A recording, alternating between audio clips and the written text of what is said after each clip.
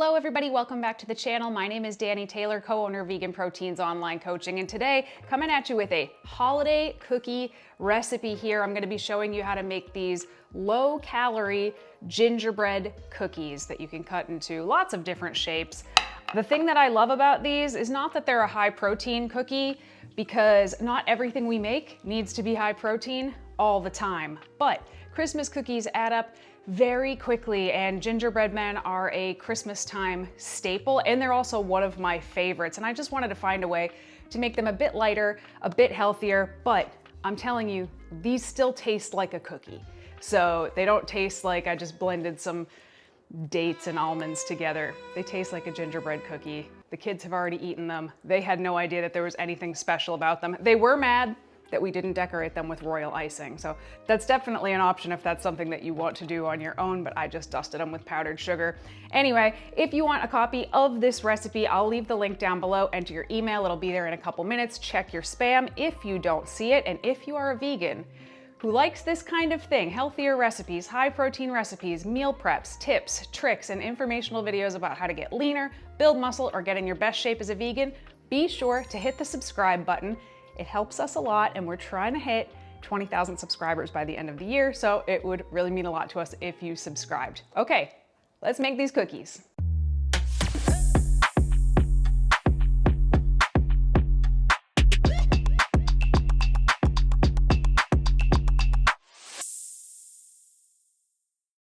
All right, go ahead and get your oven preheated to 350 degrees Fahrenheit.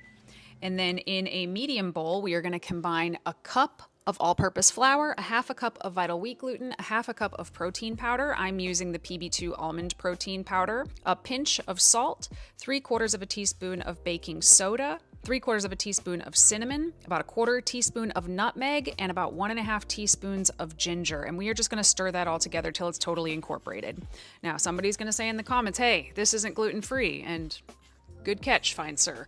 So you could probably make this gluten-free by using oat flour and just doubling the protein powder instead of using the vital wheat gluten. It would probably change the texture, and it might be a little bit softer when you're rolling out the dough and cutting it, but that would make it gluten-free and it would still be along the same calorie lines. Once that's all incorporated, go ahead and set it aside. Now, you don't have to use a stand mixer for this. You can definitely just do this with a bowl and a spoon, but today I decided to use it because I had a feeling that the earth balance that I was using was gonna be a problem, and as you can see, it was. We'll talk about that in a second. Now, I'm using earth balance in this recipe, but I'm pretty sure that you could use an oily nut butter, like a cashew butter or a tahini, and this would come out very good that way as well. I just haven't had a chance to try it. So if that's something you wanna do, give it a shot. Let me know how it turns out. So if you're using earth balance, it should be at room temperature. I left it out overnight so it would be, but 𝐬𝐿𝐫 woke up before me, saw it, said, oh, Danny, silly Danny, leaving the butter out, and put it in the fridge. So it is very cold. So I decided to warm up my molasses, thinking it would all even out. Alas, it did not. So I'm using 5 tablespoons of earth balance, 5 tablespoons of sugar. You could use any dry sweetener here. 6 tablespoons of molasses and 3 tablespoons of soy milk, and I'm using the paddle attachment to cream this together. Helps if I plug it in. But you can see that didn't really happen the way it normally would. If your butter earth balance is room temperature, it'll come together much faster. I ended up having to put this on the highest speed to get it to be totally homogeneous, but hopefully you won't have that problem. Now, turning it off, I'm gonna add my dry ingredients a half at a time and just incorporate that fully. It might take a minute or two, but at the end of this, you'll see we have a pretty solid dough. So it's still soft. It's kind of like warm Play-Doh, like that sort of a texture. Now go ahead and make sure that your counter is totally clean, and we're gonna lightly flour the counter, lightly flour your hands, and we are gonna get all the dough out of that bowl and form a nice little ball. Don't be afraid to be generous with the flour if your dough is too sticky or it's sticking to your hands, but even if it's not sticky now, as you start to roll it out, it's going to get a little bit stickier, so make sure you have whatever kind of flour you're using on hand here. So I lightly flour my rolling pin, and I am just gonna roll this out in different directions until it is about 1/4 of an inch thick. Now, this is definitely the most time-consuming part. I tried to pick 3 cookie cutters that we have that are like similar-ish in size because it's not going to be perfect. They're all going to be a little bit different in size, but because we're paying attention to the calories and the macros here, I wanted to get them close, and I really like these 3, even though that damn candy cane gives me a hard time every year, and the kids usually just turn them into snakes when we're decorating them anyway, but here we go.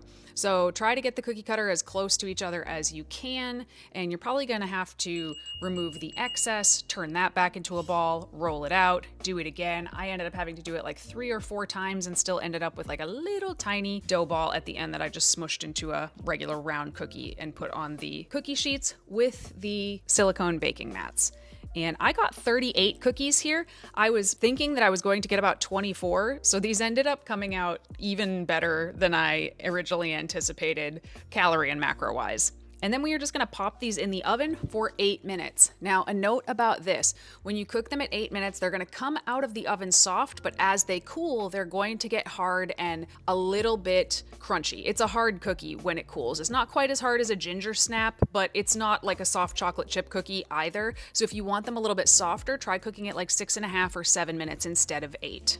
So many different ways that you could decorate these. When I'm making these with the kids, we make a royal icing out of aquafaba, which is the liquid from a can of chickpeas, a little tiny bit of glycerin, some powdered sugar, and different kinds of food coloring.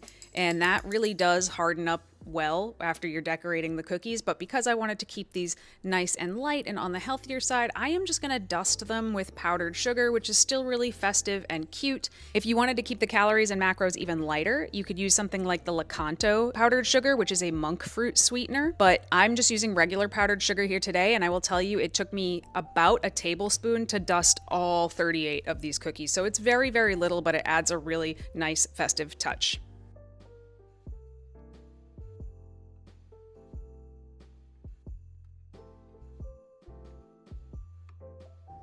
No, he's headless. I ripped his tiny head off.